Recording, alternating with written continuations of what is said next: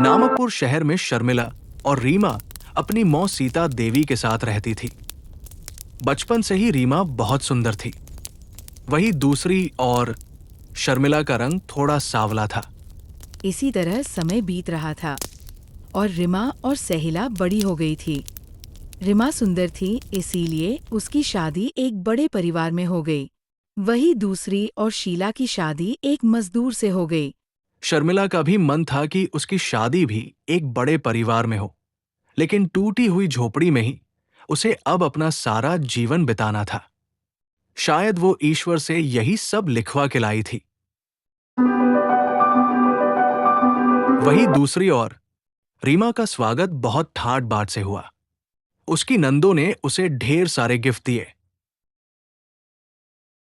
एक दिन की बात है, शर्मिला बाजार जा रही होती है, तभी रीमा एक ज्वेलरी शॉप से बाहर निकलती है। उसके पास बैग था जिसमें मैं ज्वेलरी के बॉक्स था।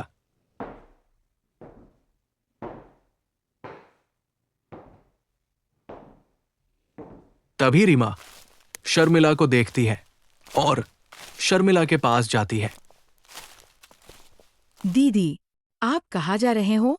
बस यहाँ बाजार में सब्जी लेने आई थी। दीदी, मेरे यहाँ तो बहुत सारे नौकर हैं, सफाई के लिए अलग, खाना बनाने के लिए अलग, कपड़े धोने के लिए अलग, और 2 तो माली है। सब काम नौकर ही करते हैं। अच्छा, बढ़िया है। दीदी, 3 दिन बाद हमारी 1 मंथ एनिवर्सरी है। बहुत बड़ी पार्टी है। आप मुझे अपने घर का एड्रेस दे दो, मैं कार्ड देने आऊंगी।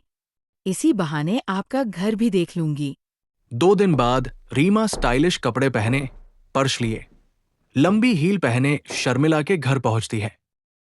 बहन, तू तो बिल्कुल पहचान में ही नहीं आ रही। शर्मिला रीमा को बेथाने को कहती है। शर्मिला, तुम यहाँ कैसे रहती हो? तुम्हारी गली के नाले की स्मेल यहाँ तक आ रही है। तुम्हारे घर में कूलर तक नहीं है। हाँ, वो ये कह रहे थे कि इस महीने जो तनख्वाह मिलेगी उससे कूलर ले आएंगे। चलो ठीक है, ये लो कार्ड। रीमा, तू 2 मिनट रुक, मैं अभी आती हूँ। थोड़ी देर बाद शर्मिला रीमा के लिए पानी लेकर आती है। क्या हुआ दीदी? आपको इतना पसीना क्यों आ रहा है? तेरे लिए गली के सरकारी नल से पानी लेने गई थी, इसीलिए गर्मी के कारण थोड़ा पसीना आ रहा है। तू ले ये पानी पी। आपका दिमाग तो खराब नहीं। मैं ये गली का सरकारी पानी पीऊंगी। मैं मिनरल वाटर पीती हूँ। ये सड़क का पानी आप ही पियो। ये कहकर रीमा उठकर चली जाती है। शर्मिला को ये बात बहुत बुरी लगती है।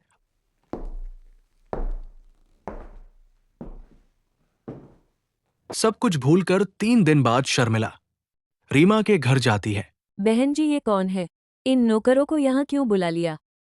अरे, ये रीमा की बहन है। पता नहीं इन भिखारियों को क्यों बुला लिया। रीमा ने बेइज्जती करा दी सब मेहमानों के सामने। शर्मिला ये सब सुन रही थी। शर्मिला ये सब सुन रही थी। उसे बहुत बुरा लगता है। तभी रीमा आती है और उसे सुनाने लगती है। अरे दीदी, ये क्या पहन कर आ गई? आपको इतनी भी तमीज नहीं है कि इतनी बड़ी पार्टी में जा रही हूँ तो एक अच्छी साड़ी पहनकर चलो। वही मैली कुचैली साड़ी पहनकर मेरे घर आ गई। सच में आज आपने मेरे ससुराल वालों के सामने बहुत बेइज्जती करा दी। अब ऐसा करो, नीचे सर्वेंट रूम में जाओ, मैं तुम्हारे लिए वही खाना भिजवा दूंगी। अपनी बहन से इतना सब कुछ सुनकर शर्मिला की आंखों में आंसू आ जाते हैं और वो अपने घर आ जाती है और अपने पति को सारी बात बता देती है। शर्मिला, वो बहुत बड़े लोग हैं। तुम्हें उनके घर जाना ही नहीं चाहिए था। अच्छा चलो, अब रोना बंद करो। जी, मैं कई दिनों से सोच रही हूँ, क्यों न मैं भी कुछ काम करना शुरू कर दूं, जिससे हमारी भी कमाई दोगुना हो जाए। ठीक है, जैसा तुम्हें ठीक लगे। अगले दिन से शर्मिला अपने खेत में सब्जियों के बीज लगाती है। अगले दिन से हर रोज बारिश होने लगती है, जिससे सब्जियों को पानी मिलता रहता। काफी दिनों के बाद वह अपने खेत को देखने आती है तो उसे बहुत सारी सब्जियां लगी हुई मिलती है, से वह अपनी टोकरी में भरकर घर ले आती है। अगले दिन से शर्मिला बाजार में जाती है।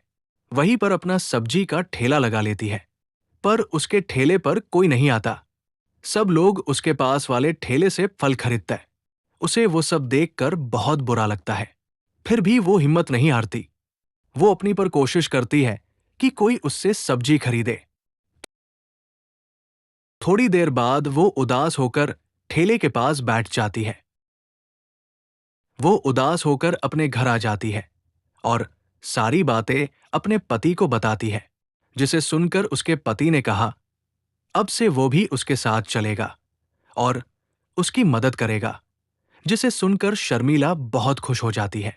अगले दिन फिर से अपने ठेले पर बैठ जाती है और सब्जियां बेचना शुरू कर देती है। जस्ट उसी के पास मैं उसके पति ने चाय का स्टॉल लगा लिया। लोग चाय पीने के लिए स्टॉल पर आते, बैठकर चाय पीते। ऐसे करे काफी लोग आने लगे और साथ में ही वो सब सब्जियां भी खरीद कर जाते। ऐसे करके उनका धंधा जोरों शोरों से चलने लगा। अब उनकी कमाई दुगनी होने लगी। अब रोजाना ऐसा ही चलता रहा। दोनों पति पत्नी रोज अपने काम पर जाते, शाम होते ही घर को लौट कर आ जाते। 2 साल बाद उन्होंने बहुत बड़ा रेस्टोरेंट खोल लिया। उनके रेस्टोरेंट के आगे काफी भीड़ लगने लगी। सभी लोग आते खाना खा कर जाते और साथ में ही चाय भी पी कर जाते। लोगों को उनका रेस्टोरेंट काफी पसंद आने लगा। अब वो बहुत अमीर हो चुके थे। बड़े बड़े लोग उनके रेस्टोरेंट में खाना खाने के लिए आते। अब उनका घर झोपड़ी नहीं रहा। उन्होंने मिलकर बहुत बड़ा बंगलो खरीद लिया, जिसकी आज पार्टी थी। सारे गेस्ट आ चुके थे। शर्मिला ने रीमा को भी बुलाया ईश पार्टी में। तभी रीमा आ जाती है। वो ये सब देखकर हैरान हो जाती है। उसने शर्मिला से पूछा कि ये सब कैसे हुआ दीदी? ये सब तुम्हारी वजह से हुआ। अगर तुमने मेरी गरीबी का मजाक नहीं उड़ाया होता तो हमारे पास इतने पैसे कभी नहीं होते। मुझे माफ कर दो दीदी, मुझसे बहुत बड़ी भूल हो गई।